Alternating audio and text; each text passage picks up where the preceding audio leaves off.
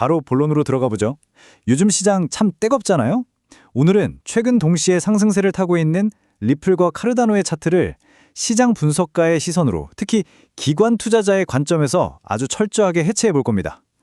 카르다노가 지금 어떤 구조적 움직임을 만들고 있는지에 집중하면서 과연 리플의 이 무서운 급등세가 진짜 펀더멘탈에 기반한 건지 아니면 속빈 강정인지 냉정하게 평가해 보겠습니다. 두 생태계 사이에서 벌어지는 팽팽한 내러티브 전쟁, 지금 바로 시작합니다. 오늘 우리가 짚어볼 핵심 포인트들입니다. 시장의 전반적인 돌파구부터 시작해서 리플의 숏 스퀴즈 현상, 카르다노의 신중한 움직임, 디파이 생태계의 진짜 라이벌 구도, 그리고 호스킨슨과 필리온의 꽤나 매운 설전까지 쭉 훑어보겠습니다. 첫 번째로 살펴볼 건 이 두 암호화폐가 어떻게 긴 하락장을 뚫고 나왔는지 그 시장 돌파구입니다. 기술적 위치를 보면 두 자산의 행보가 참 흥미로워요. 리플은 지난 2월 저점부터 쭉 이어진 거대한 대칭 삼각형의 끝자락에서 위로 확 밀어붙이고 있죠. 반면에 카르다노는 어떨까요?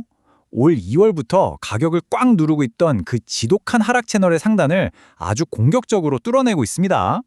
여기서 기관 분석가들이 진짜 주목하는 건 사실 카르다노 쪽입니다. 왜냐하면 이게 단순한 펌핑이 아니거든요. 24센트 수요 구간을 진짜 찰흙처럼 단단하게 다지면서 구조적인 지지선을 만들어냈다는 게 핵심입니다. 자, 그럼 두 번째 파트, 리플의 스퀴즈와 급등세에 대해 좀 더 깊게 파보겠습니다. 39억 4천만 달러. 네, 이 엄청난 숫자가 바로 최근 리플의 거래량입니다. 단숨에 27.5%나 껑충 뛰었죠. 엄청난 자금이 돌고 있다는 거고 차트상으로는 1.75달러에서 1.85달러 돌파를 가리키고 있습니다. 와, 대단하네 싶으시죠? 하지만 기관 투자자들 눈에는 여기서 경고등이 깜빡입니다. 바닥을 탄탄하게 다져놓은 카르다노랑은 다르게 이렇게 유동성에 갑자기 빵 터지는 건 나중에 자금이 썰물처럼 빠져나갈 때 극심한 변동성, 그러니까 리스크를 그대로 떠안아야 한다는 뜻이거든요. 리플 급등의 진짜 민낯은 파생상품 시장 데이터에 숨어 있습니다. 미결제 약정이 무려 26억 1천만 달러까지 치솟았는데 여기서 재미있는 건 숏 포지션 청산 규모가 롱 포지션보다 거의 2배나 많다는 거예요. 이게 무슨 뜻일까요? 맞습니다. 탄탄한 현물 매수세가 받쳐주는 게 아니라 공매도 쳤던 세력들이 강제로 포지션을 청산당하는 이른바 숏스퀴즈가 가격을 멱살 잡고 끌어올리고 있다는 뜻입니다. 장기적으로 믿고 갈 만한 시장 신뢰도 측면에서는 갸우뚱할 수밖에 없는 지점이죠. 이어서 세 번째 파트, 상대적으로 아주 신중하게 발걸음을 옮기고 있는 카르다노를 보겠습니다. 진짜 돈이 어디로 흘러가는지 보려면 이 찰킨 자금 흐름, 즉 CMF 지표를 봐야 합니다. 현재 카르다노의 CMF는 마이너스 0.06을 가리키고 있어요. 방향 자체는 올바르게 위로 틀고 있지만 여전히 마이너스 영역이죠. 아까 본 리플의 그 투기적인 자금 폭주락은 분위기가 완전히 다릅니다. 물론 기관 투자자들의 거대한 뭉칫돈이 아직 본격적으로 들어오진 않았다는 뜻이기도 하지만요. 다르게 생각해보면 지금 아주 신중하고 안정적인 초기 매집 단계를 거치고 있다고 볼 수도 있는 겁니다. 파생상품 시장 분위기를 보면 둘 다 엄청나게 낙관적입니다. 바이낸스 롱 숏 비율이 2를 가볍게 넘어가니까요. 근데 여기서 기관들이 결정적으로 차이를 두는 지표가 바로 현물 흐름입니다.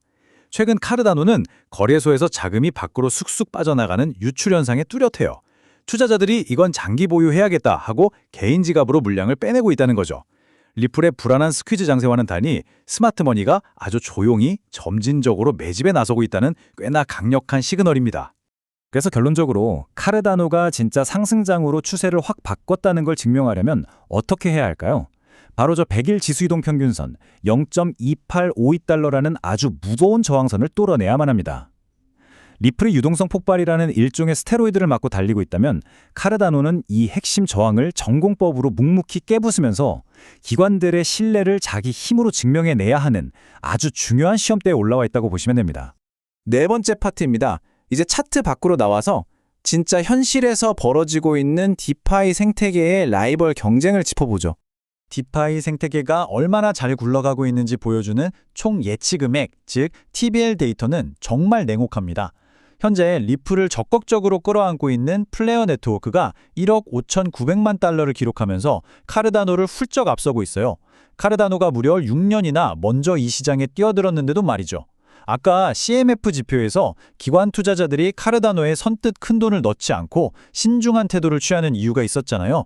바로 이 자본 효율성에서의 뼈아픈 열쇠가 그 핵심 이유 중 하나일 겁니다. 게다가 두 생태계가 그리는 큰 그림, 전략의 방향성도 완전히 다릅니다. 플레이어는 비트코인, 리플, 스텔라의 실물 자산까지 하나로 싹 묶어버리는 통합 디파이 레이어라는 아주 넓은 그물을 던졌습니다. 반면에 카르다노는 자체 네트워크의 뼈대를 튼튼하게 만드는 데 집중하고 있어요. 확장성 업그레이드라던가 사이드 체인, 그리고 비트코인을 가져오기 위한 플로이드 토큰 같은 수직적인 고도화를 택했죠. 지금 우리가 보는 이 두 자산의 엇갈린 가격 흐름은 결국 이 인프라 선점 전략에 대해 시장이 내리는 일종의 중간평가라고 할 수 있겠습니다. 마지막 5번째 파트입니다. 이 치열한 기술 경쟁이 결국 창립자들 간의 공개적인 감정 싸움으로 번졌죠. 호스킨슨 대 필리온의 대립입니다. 포문은 플레어의 CEO 휴고 필리온이 먼저 열었습니다. 아주 직설적이었죠. 카르다노는 플레어의 전략을 베끼려다 처참하게 실패하고 있다. 결국 비트코인을 차지하지 못할 거다라고 쏘아붙였습니다. 필리온은 아까 우리가 봤던 그 카르다노의 뒤처진 디파이 성적표를 정확히 찌르면서 그 엄청난 자본이랑 6년이라는 시간적 우위가 무색하게 결국 통합 접근 방식에서는 자기들한테 밀리고 있다고 아주 신랄하게 비판을 가했습니다. 가만히 있을 사람이 아니죠. 카르다노의 창립자 찰스 호스킨스는 관심 끌려고 카르다노 공격하는 건 너무 구식수법 아니냐며 바로 맞받아쳤습니다. 차라리 틱톡 리액션 비디오나 찍으라면서 필리온의 비판을 한낱 노이즈 마케팅으로 깎아내렸어요. 말싸움 구경은 재미있긴 합니다만 분석가의 냉정한 관점에서는요. 카르다노가 이런 말장난으로 끝낼 게 아니라 아까 본 그 부진한 CMF 지표나 TVL 데이터를 진짜 실질적인 디파이 성과로 뒤집어 보여줘야만 기관들의 완벽한 신뢰를 얻어낼 수 있다는 사실이 더욱 명확해지는 대목입니다. 자, 오늘 해설을 마무리하면서 여러분께 질문 하나를 던지고 싶습니다. 파생상품 숏스퀴즈가 만들어낸 폭발적인 단기 모멘텀, 아니면 기관들의 그 깐깐한 검증을 견뎌내며 묵묵히 쌓아올리는 구조적 유틸리티. 과연 이 냉혹한 암호화폐 시장에서 살아남기 위해 장기적으로 더 중요한 건 무엇일까요?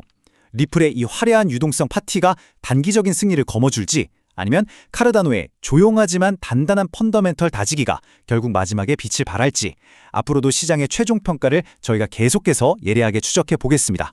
오늘 준비한 분석은 여기까지입니다. 함께해 주셔서 감사합니다.